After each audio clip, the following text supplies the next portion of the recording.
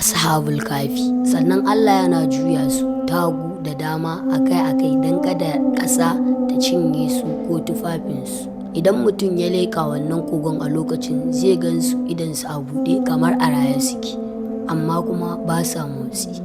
Kuma ka gansu ya miƙe kafafunsa a ƙofar kogon yana gadi. Duk wanda ya gansu zai cika da firgici da tsoro sai ya gudu. To bayan shekaru 309 sai Allah ya tashe su. Jikinsu baya ciwo balle kuma gajiya, kuma tufafinsu babu inda ya fashe ko ya tsage. Suka dinga tambayar juna wai shin tsawon yaushe muka yi muna barci. Wasu daga cikinsu su ce kwana ɗaya ne, wasu kuma su ce rabin rana ne. To a wannan lokacin suna jin yunwa sai suka zaɓi ɗaya daga cikinsu mai suna Yamnika. Suka ba shi kuɗin azurfa na zamaninsu wanda yake ɗauke da hoton sarki Dikiyanus. Suka ce ya shiga cikin birnin a ɓoye cikin nutsuwa ya samo musu abin da za su ci, kuma ya kiyaye kada mutanen birnin su gano shi don za su iya kashe su. Lokacin da Yamlika ya shigo birnin ya yi mamaki sosai.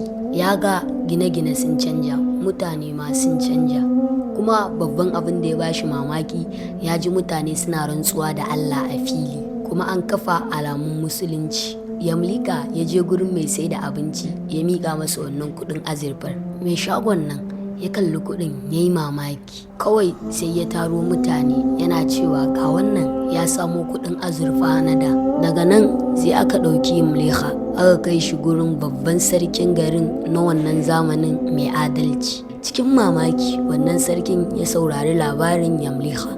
Hakan ya sa ya gane cewa waɗannan su ne samarin da aka ambace su a cikin littattafan tarihi na daularsu cikin shekara 300 da suka wuce. Sarkin ya umarci Yamlika ya kai shi gurin 'yan uwansa domin ya gansu. To daga nan sarki da ɗaukacin mutanen garin suka bi Yamlika zuwa kogon don su ga sauran samarin. Lokacin da suka isa sai Yamlika ya shiga cikin kogon nan. Sarki da mutanensa suka tsaya a waje. Bayan Yamlika ya shiga cikin kogon sai ya faɗa wa 'yan uwansa dukkanin abin da ya faru. Sannan ya ce musu sun yi barci na tsawon shekaru 309, kuma wannan azzalumin sarkin ya daɗe da mutuwa, kuma mutanen birnin duka yanzu muminai ne su.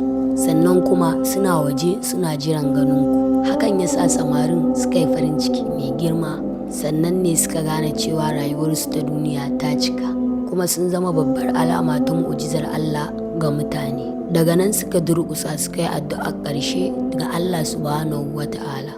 Nan take Allah ya ɗauki rayukansu gaba ɗaya cikin sauƙi. Shi ma karansu Kitimir ya rasu a bakin ƙofa. Lokacin da sarki ya gaji da jira ya ji shiru sai ya shiga cikin kogon tare da mutanensa. Suna shiga suka ga samarin guda 7 sun riga sun rasu, sannan fuskarsu tana sheƙi cikin annuri da murmushi.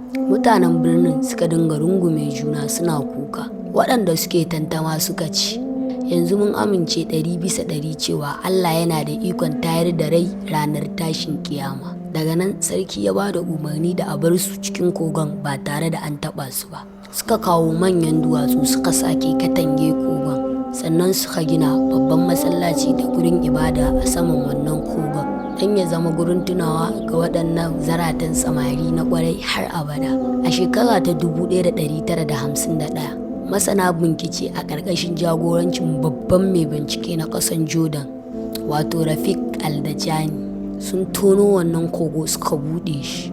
A cikin kogon an gano kaburbuwa guda 8 na duwatsu waɗanda aka sassaka a jikin wannan kogon. Tom, idan mutum ya ziyarci kogon a yau akwai wani ƙaramin rami na gilashi a jikin ɗayan kabarin. Idan ka leka za ka iya ganin ƙasusuwan mutanen da kuma ƙasusuwan karen nasu wanda aka tattara aka ajiye su a guri ɗaya a matsayin shaida. Sannan har yanzu akwai ragowar masallaci da aka gina a saman kogon kamar yadda aya ta 21 a cikin suratul Kafi ta faɗa. Kuma an sake gina sabon masallaci na zamani a kusa da shi. Wannan guri babban guri ne mai ban al'ajabi domin yana tabbatar da cewa abin da Alƙur'ani ya faɗa gaskiya ne, kuma yana nan har yanzu don mutane su gani da idonsu. Wannan shine kaɗan daga cikin labarin Habul Khafi. Abin da muka faɗa daidai Allah ka ba mu ladansa, wanda muka yi kuskure kuma Allah ya yafe mana. Bisalam.